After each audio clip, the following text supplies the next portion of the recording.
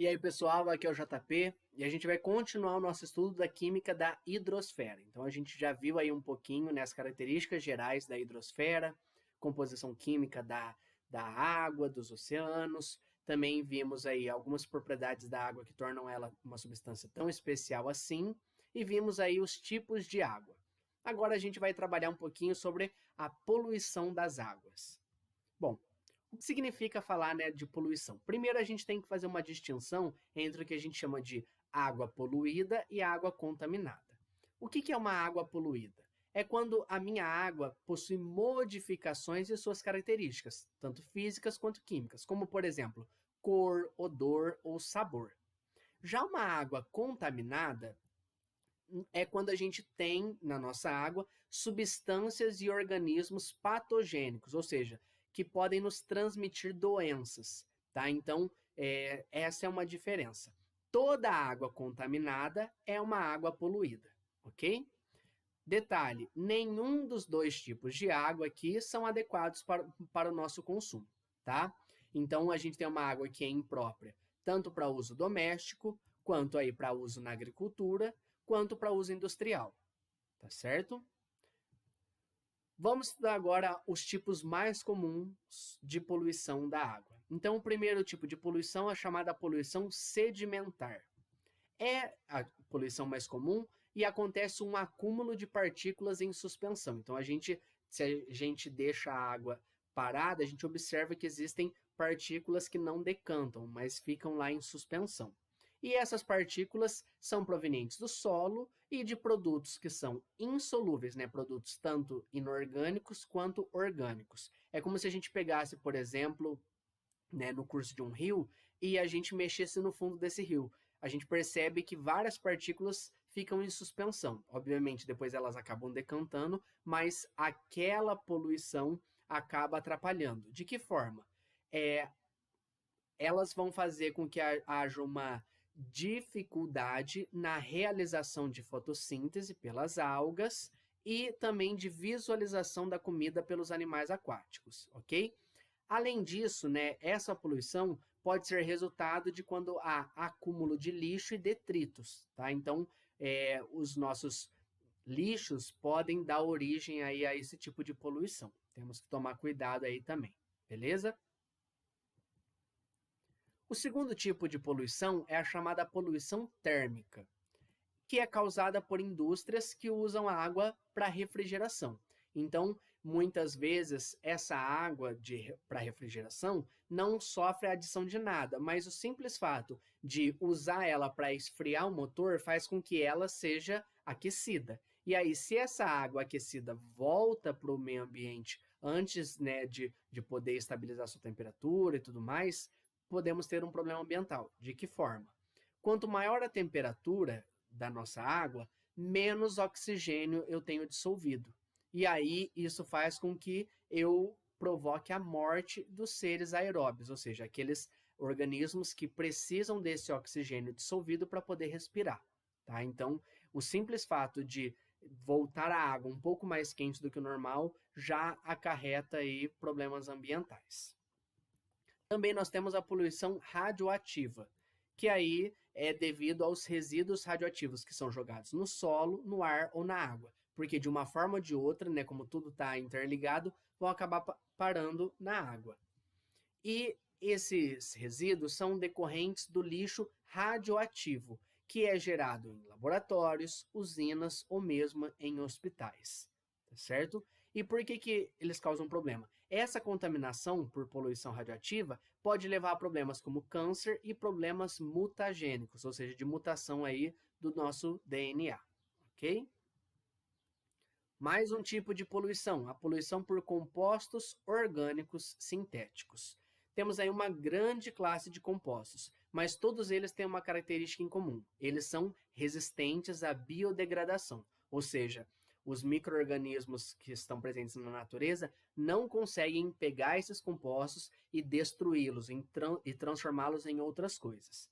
Como exemplos, a gente tem aí vários tipos de plásticos, fibras sintéticas, borrachas sintéticas, solventes e agrotóxicos.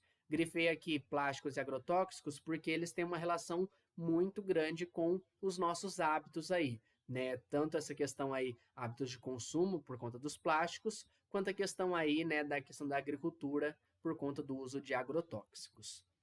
E esses compostos podem ser mutagênicos, cancerígenos, teratogênicos, ou seja, causando aí problemas na formação de fetos na hora que no momento da gestação, ok? Outro tipo de poluição, poluição por metais pesados.